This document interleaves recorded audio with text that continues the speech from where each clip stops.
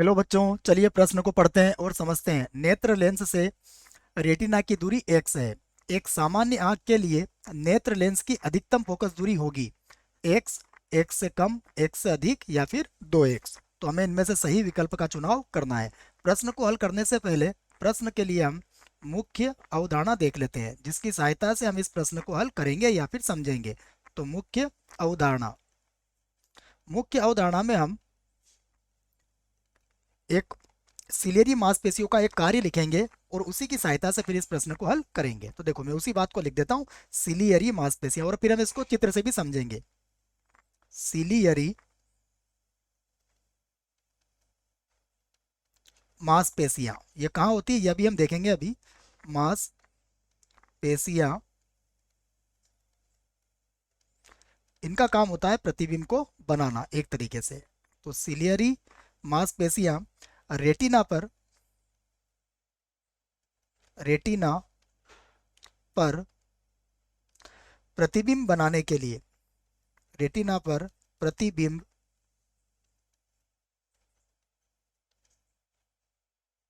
बनाने के लिए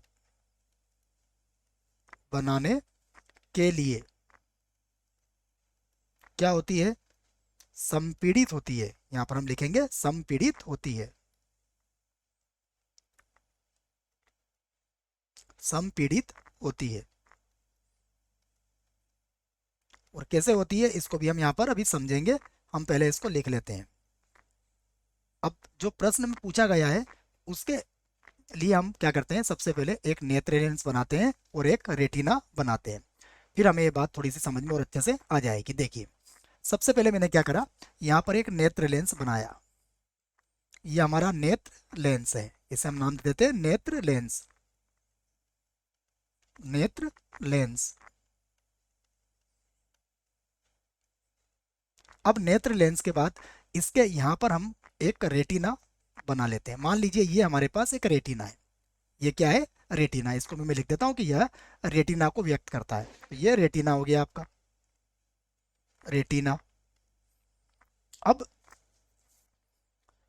वस्तु कहीं पर भी रखी हो, अब सिलेरी मांसपेशियों का जो काम है उसी से हमें इस प्रश्न का जवाब भी मिल जाएगा। देखिए, सिलेरी मांसपेशियां यहाँ और यहाँ मिलेगी आपको। ठीक है, ये पूरी आंख का चित्र नहीं है, केवल हम यहाँ पर नेत्र लेंस बना रहे हैं। तो यहाँ पर मिलेगी आपको सिलियरी मांसपेशियां। सिलियरी मांसपेशियां। मांसपेशियां। और होता यह है कि यदि मान लीजिए वस्तु हमारी अनंत पर रखी है, हम ये मान लेते हैं कि हमारे पास कोई वस्तु है जो अनंत पर रखी हुई है। ये ए और बी मान लिया मैंने, कोई वस्तु जो कहाँ रखी हुई है, अनंत पर रखी हुई है।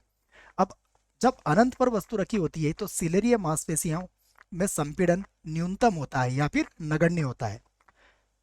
उस स्थिति में जो प्रतिबिंब बनता है, प्रतिबिंब कहाँ बनेगा, रेटिना पर। स्वतः ही प्रतिबिंब रेटिना पर बन जाएगा। हम इस बात को कह सकते हैं कि देखिए, जब वस्तु अनंत पर होगी तो मुख्य अक्ष के समांतर प्रकाश किरण आएगी और अपवर्तन के बाद यह रेटिना पर अपना प्रतिबिंब बना देगी। अब जैसे जैसे वस्तु को आप नेत्र लेंस के पास लाओगे, वैसे वैसे सिलियरी मांसपेशियां क्या होंगी, इनमें संपीड़न होगा और यह क्या करेगी कि रेटिना पर प्रतिबिंब बनाएगी। यदि सिलेरी मांसपेशियां नहीं होंगी तो फिर प्रतिबिंब उसके रेटिना के पीछे बनने लग जाएगा। लेकिन सिलेरी मांसपेशियों का काम यही होता है कि प्रतिबिंब को संपीड़ित होकर कहां पर बनाना, रेटिना पर बनाना। अब अगर हम प्रश्न को देखें तो प्रश्न में हमें नेत्र लेंस और रेटिना के मध्य की दूरी कितनी दी हुई है, x दी हुई है। अब आप देखिए, वस्तु को आप कहीं पर भी रखें, अनंत पर रखें या आप नेत्र लेंस के नजदीक रखें, हर बार जो प्रतिबिंब बनना है वो कहाँ बनेगा, रेटिना पर बनेगा। अर्थात ये जो फोकस दूरी होगी, ये फोकस दूरी हर बार एक से ही रहेगी, चाहे वस्तु कहीं पर भी हो। तो इस प्रश्न का जवाब ये है कि देखिए, x से कम ये भी हमारा गलत होगा, x से अधिक ये भी हमारा गलत होगा, 2x भी हमारा गलत होगा। देखिए, यहाँ पर x के मान में कोई परिवर्तन नहीं आएगा, अर्थात अधिकतम फोकस दूरी जो होगी वो क्या होगी, x ही होगी। और यही हमारा सही विकल्प है। आशा करता हूँ आपको इस प्रश्न का उत्तर समझ में आया होगा। धन्यवाद।